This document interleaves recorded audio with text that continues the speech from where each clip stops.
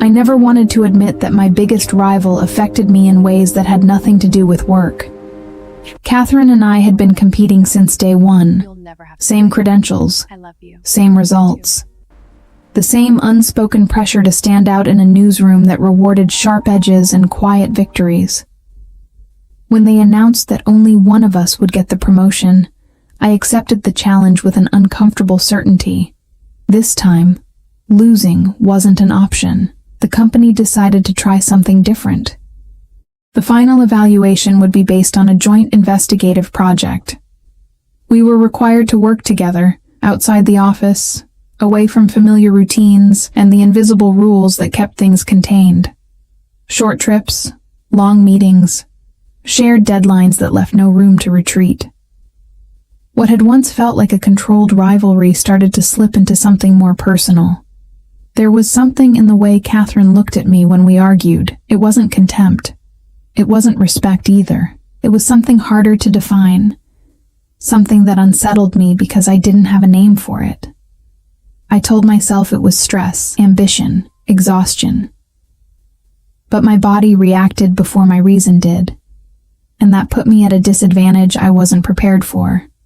As the decision drew closer, I began to notice that not everything in me was aligned with what I intended to do. There were choices I made quietly, details I kept to myself, thoughts I avoided finishing, nothing obvious. Nothing that crossed a line, yet. But enough to make me uneasy in moments when I was alone. The night before the final evaluation, everything felt unstable. There were no raised voices, no dramatic confrontations. Just a conversation that shouldn't have happened, and the clear sense that by the next morning, nothing would unfold the way I had planned.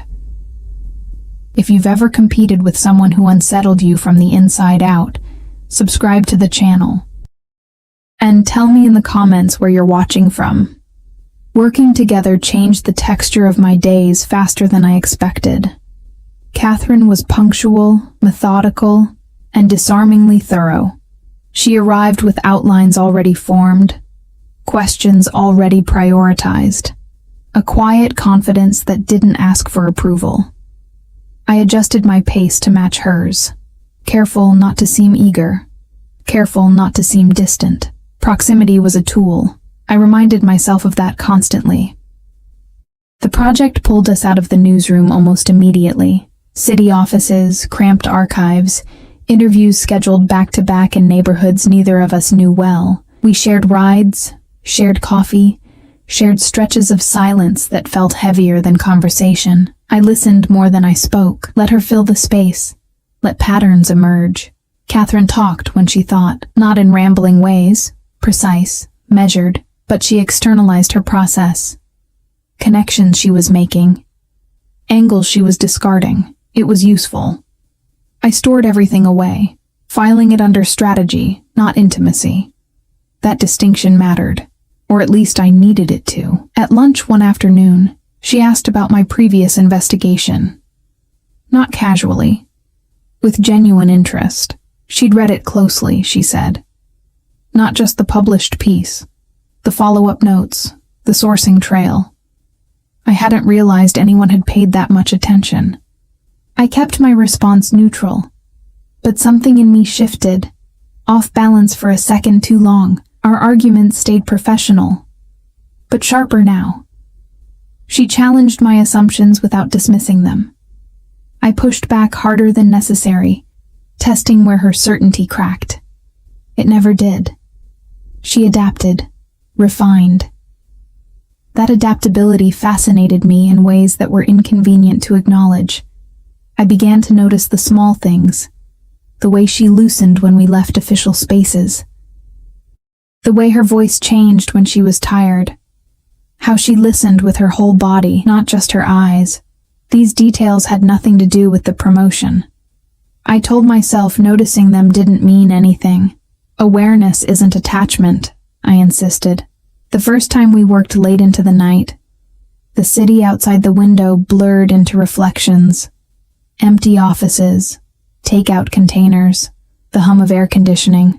We sat closer without commenting on it, shoulders almost touching, focused on a document that required both our hands to scroll. I was aware of the space between us in a way that made it hard to concentrate. I caught myself calibrating what I shared, offering just enough, holding back just a fraction. It was subtle, ethical gray, not black. But I felt it every time I did it. Catherine trusted easily, or maybe she trusted selectively, and I happened to be inside that circle. The thought unsettled me more than it should have. At night, alone, I reviewed the day and told myself everything was proceeding as planned. Access was increasing, influence was growing. I was exactly where I needed to be. If my thoughts lingered too long on the sound of her laugh or the intensity of her focus, that was irrelevant. Distraction, temporary. Still, I started sleeping less. My mind replayed conversations not for strategy, but for tone, expression, meaning. I didn't like that shift. It suggested I was losing control of the narrative, of myself. By the end of the week, it was clear we worked well together. Too well. The project was gaining momentum, and so was something I refused to name.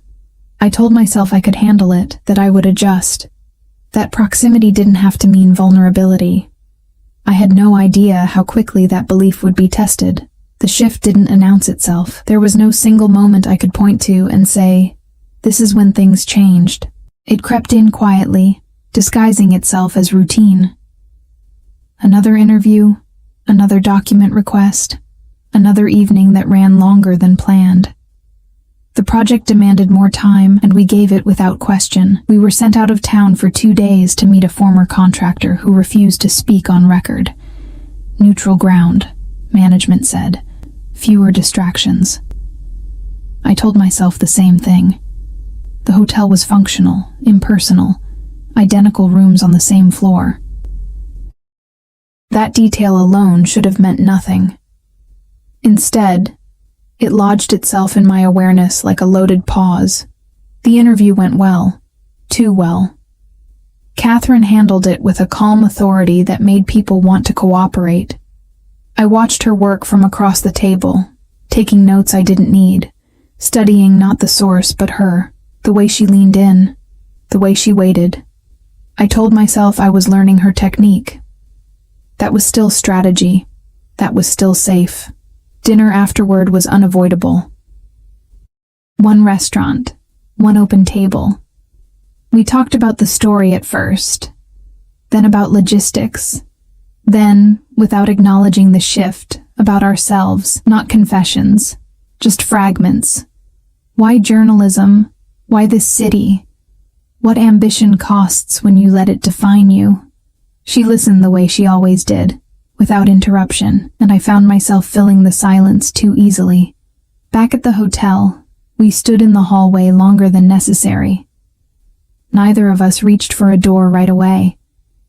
The carpet muffled everything. The air felt thicker than it had all day. I noticed her hesitation and felt something in me respond before I could stop it.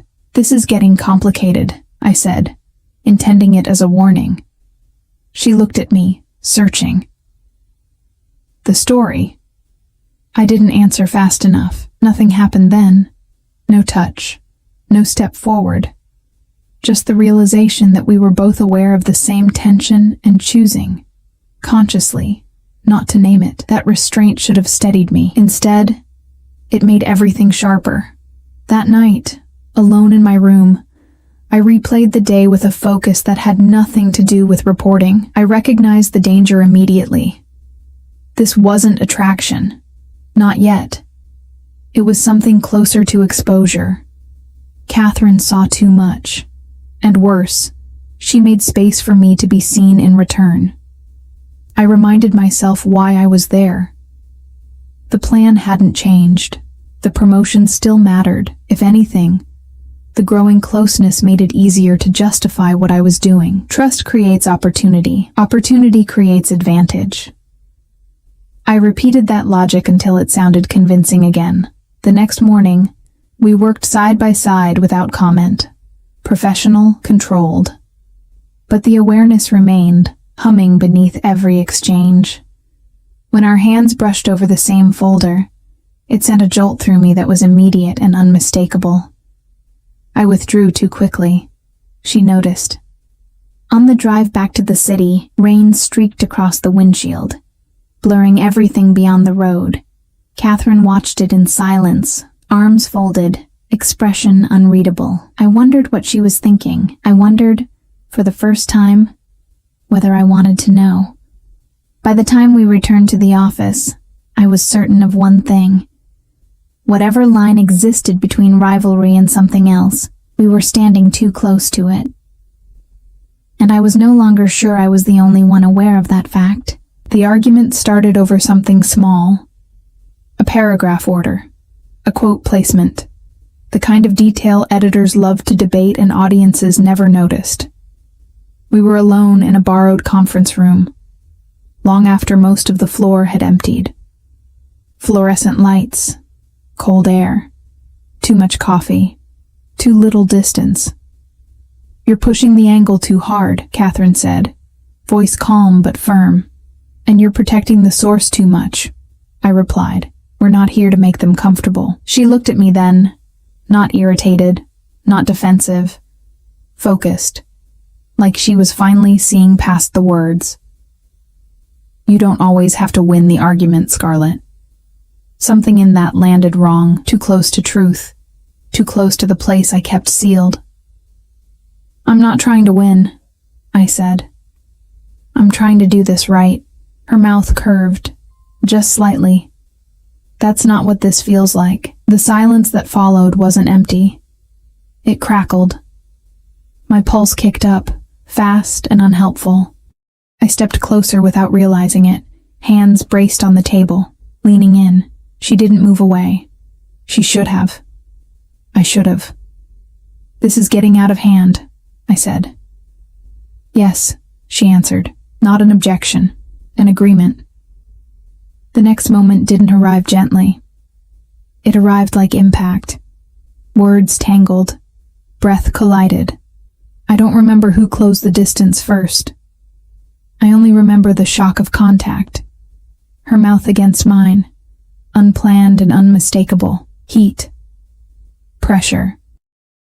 The kind of kiss that carries too much behind it to pretend it's accidental. We broke apart almost immediately. Too fast. Like touching something hot. "This can't happen," I said, the words sharp with panic. "I know," she replied. Her voice wasn't steady. We stood there, breathing hard, eyes locked, the reality of what we'd just done hanging between us. No apology, no explanation, just the awareness that something fundamental had shifted and couldn't be shifted back. I grabbed my bag and left before either of us could say more. The elevator ride down felt endless. My reflection stared back at me, flushed, unsettled, undone. I told myself it was a mistake, a lapse, stress, proximity. Anything but what it felt like. That night, I lay awake replaying the moment from every angle. Not to savor it, to neutralize it. I told myself it didn't change the plan. If anything, it confirmed my advantage. Emotional proximity creates blind spots. I hated how easily that thought came to me. The next day at work, Catherine was distant, polite, professional. The kind of restraint that made the memory burn sharper.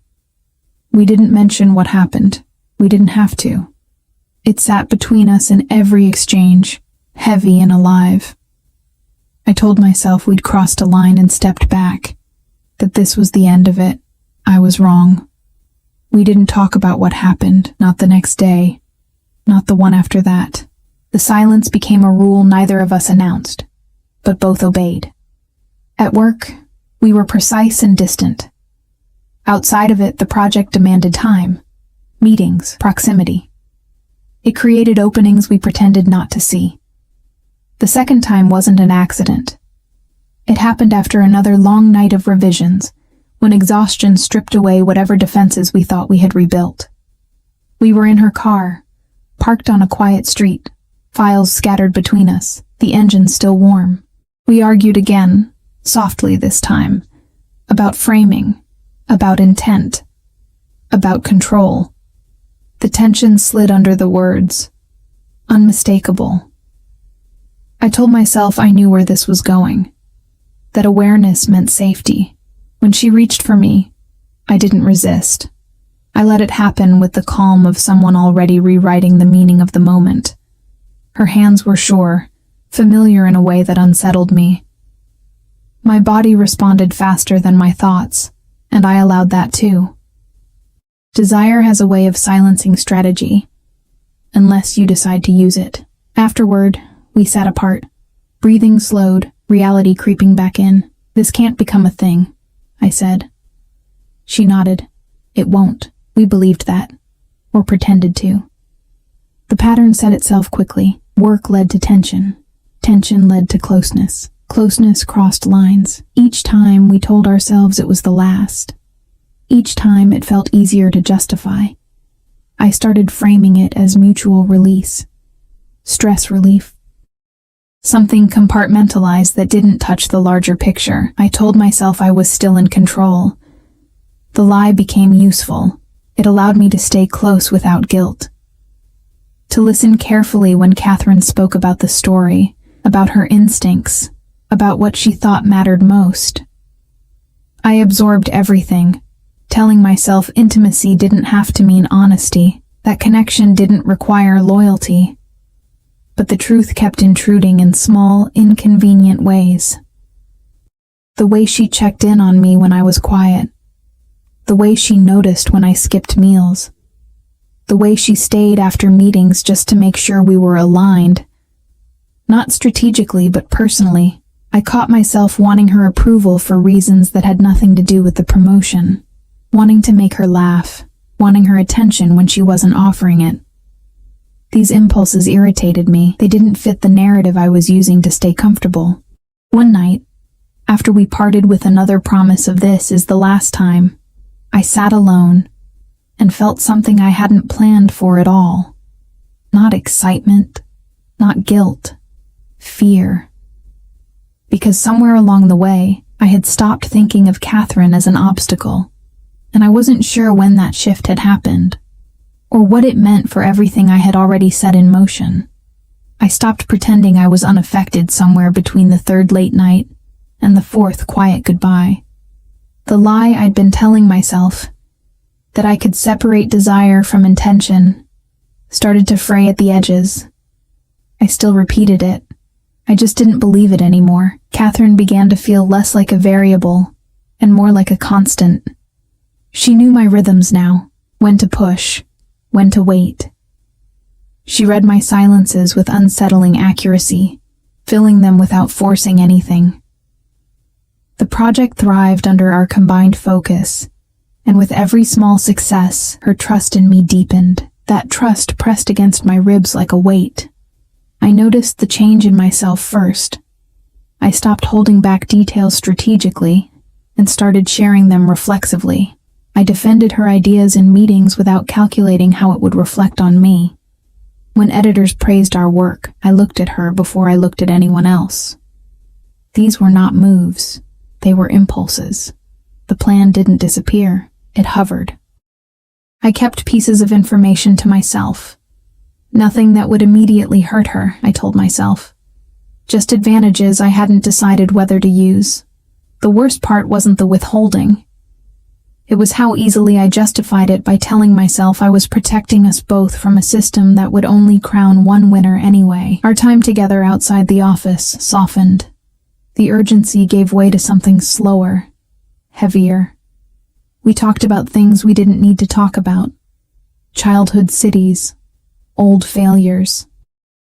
The version of ourselves we pretended not to want anymore. I found myself listening not for leverage, but for understanding. One night, after she fell asleep beside me, I stayed awake and watched the rise and fall of her breathing. The room was quiet, the city distant. I realized then that the idea of hurting her felt wrong in a way nothing else had before. Not risky, not inconvenient, wrong. The clarity startled me. I told myself I would stop, that I would pull back, re-establish boundaries, undo whatever damage was already done.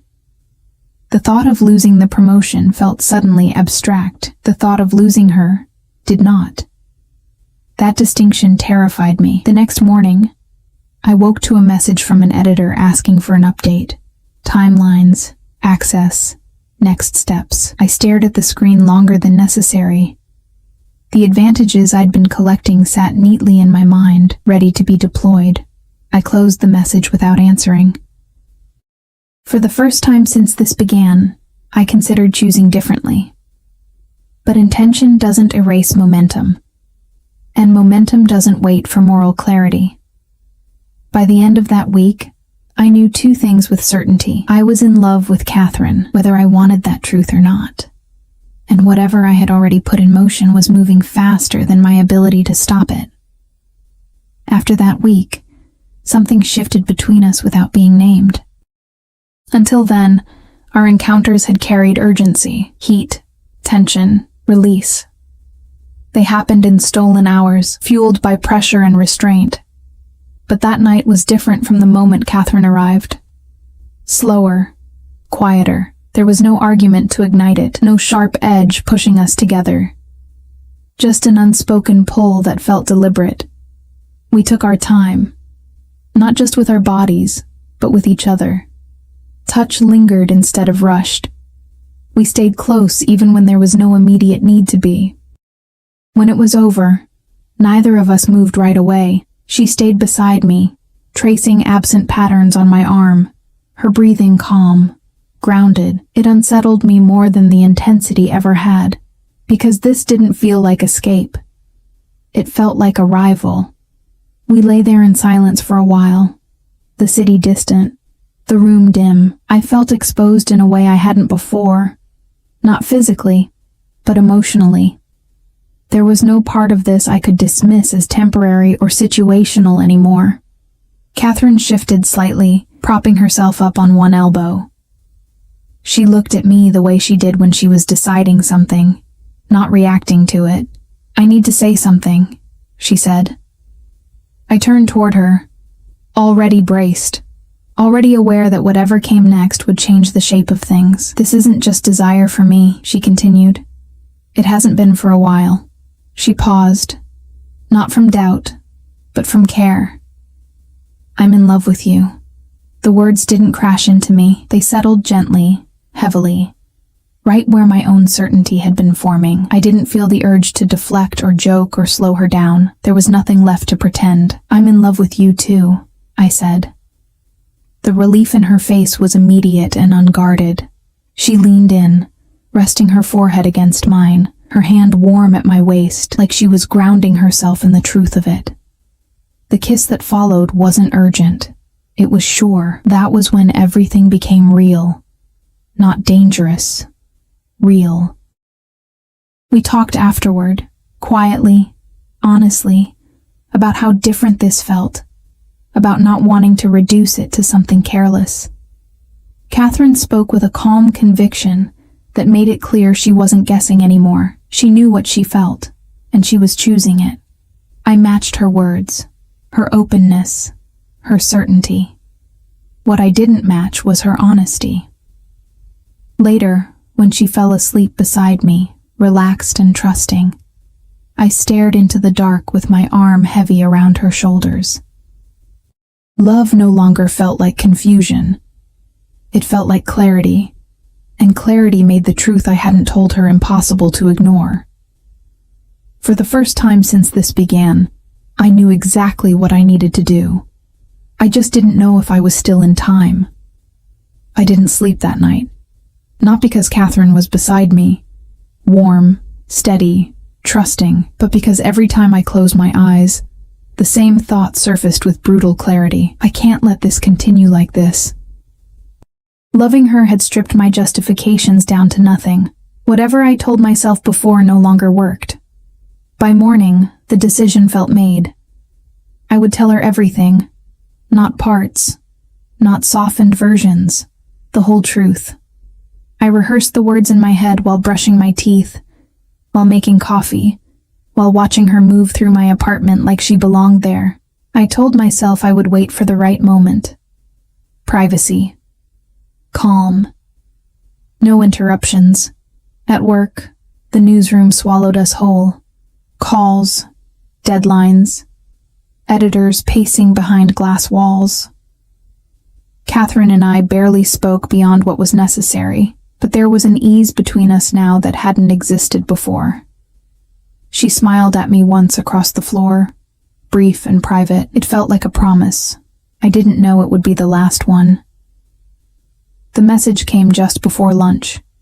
An editor asking Catherine to step into his office. Routine enough. I didn't think twice about it until she didn't come back. Minutes stretched. Conversations blurred. When I finally looked up, she was standing by my desk, still. Too still. Her face had gone neutral in a way I recognized immediately. Not calm, not angry. Contained. "Can we talk?"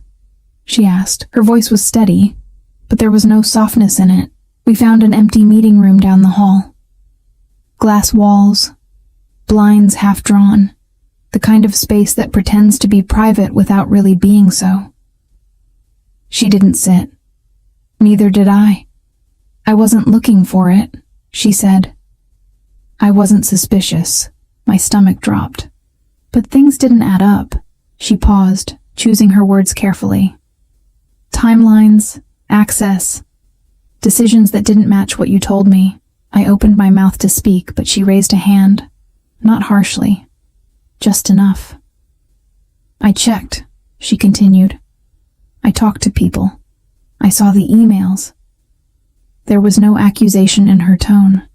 That hurt more than anger would have. "I was going to tell you," I said. The words sounded thin, even to me. "I decided this morning." She looked at me then. Really looked. "That doesn't undo what already happened." Silence filled the room, heavy and final. "So this was part of the plan?" she asked, not bitter, just wounded. "Us?" "No," I said immediately. "Not anymore. Not for a while." "But it was," she replied. "At the beginning." I couldn't deny it. She nodded slowly, like she was filing the truth away somewhere she didn't want to revisit. "I trusted you," she said. "Not just professionally." "I know," I whispered. That was when she stepped back, not physically, but emotionally. I felt it instantly. The distance was precise, controlled, devastating. "I can't do this," she said. "Not like this." She left the room without another word. The glass walls reflected my own expression back at me, exposed, stripped of every defense I'd relied on. I stood there long after she was gone. The confession I'd prepared useless now. I had waited too long, and I had lost her anyway. The newsroom didn't change after Catherine walked away. That was the cruelest part. Screens still glowed. Phones still rang. Editors still argued over headlines like nothing fundamental had fractured. The world kept moving, indifferent to the fact that I had just blown up my own. I didn't go after her. Not that day. Not the next. I knew better than to confuse persistence with repair. What I owed her wasn't another conversation. It was a decision. The email I'd ignored days earlier was still there, unread. The one asking for updates, for direction, for clarity. I opened it slowly, my hand steady in a way that surprised me. Once you accept the loss, fear has less to work with. I asked for a meeting. They gathered quickly. Senior editors, management, people who had watched Catherine and me like a case study in ambition. I told them everything, not emotionally, not defensively, factually. Where I'd positioned myself, what I'd withheld, how the project had benefited from access that hadn't been shared equally. I didn't dramatize it. I didn't soften it either. The room went quiet. Someone asked if Catherine had known. I said no. Someone else asked why I was telling them now. I answered honestly, because winning like that no longer meant anything to me. They didn't thank me. They didn't comfort me. They asked procedural questions, discussed implications, took notes. Accountability is rarely cinematic. It's administrative. By the end of the meeting, the outcome was clear. The promotion would go forward without my name attached to it. The project would be reassigned for review. My position would remain, for now. Trust, however, was another matter entirely. When I returned to my desk, I felt lighter and emptier at the same time. I had done the right thing too late for it to matter. That paradox settled deep in my chest. Days passed. Catherine avoided me completely. No accidental glances, no shared spaces. She moved through the newsroom with the same quiet authority as before, except now, it didn't reach for me. I didn't blame her. I didn't expect anything else. At night, my apartment felt larger than it ever had. Silence pressed in where her presence used to be. I replayed everything, not to punish myself, but to understand how easily I'd convinced myself that intention could outweigh action. The promotion announcement came quietly. Her name. Deserved. Clean. I read it once and closed the message. Pride and grief are not opposites. They coexist uncomfortably. I had chosen honesty when it cost me everything that mattered to my career. What it hadn't given me was her. And I had no claim left to ask for that. A few days passed after the promotion was announced. The newsroom absorbed the news quickly, the way it always does. Catherine's name settled into its new place with a quiet inevitability. Deserved. Clean. Mine stayed where it was. I didn't contest it. I didn't explain myself to anyone who didn't already know. Life moved on, at least on the surface. Catherine and I stayed apart, not dramatically, not pointedly, just enough to make it clear that something between us had ended and hadn't yet decided what it would become. We worked different hours, took different routes, avoided shared spaces without acknowledging the effort it took. Then, one evening, as I was leaving the building, she was waiting outside, not pacing, not anxious, just standing there, hands in her coat pockets, watching the city move past us. She didn't smile when she saw me. She didn't look away either. I needed a few days, she said. I figured, I replied. She nodded. I wasn't ready to forgive you, and I still won't pretend none of it mattered. I wouldn't believe you if you did. That earned a small exhale, not relief. Release. I know what you gave up, she continued. And I know you didn't do it to get me back. I stayed quiet. This wasn't my moment to explain. She looked at me then. Really looked. I don't want to build anything on lies. But I also don't want to lose something real, because it started the wrong way. My chest tightened. I didn't reach for her. I want to try again, she said. Slowly, honestly, if you do. I do. I answered. No hesitation. No conditions. She stepped closer, just enough to close the space that had existed between us for days. When her hand brushed mine, it wasn't urgent or dramatic. It was deliberate. This time, she said quietly, we don't compete. Never again, I replied. I nodded, but what I felt wasn't relief. It was fear.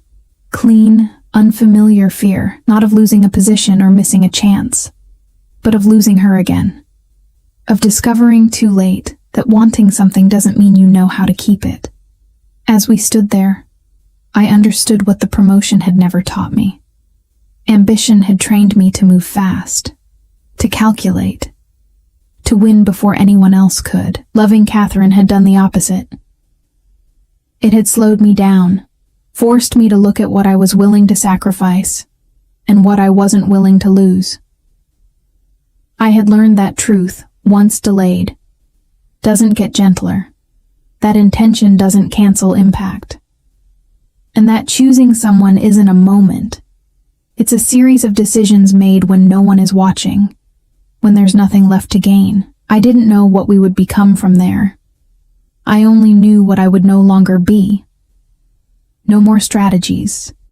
No more quiet betrayals disguised as survival. Whatever came next would have to exist without leverage. Walking beside her, aware of how easily I could have lost this, I felt something steadier than victory. I felt chosen.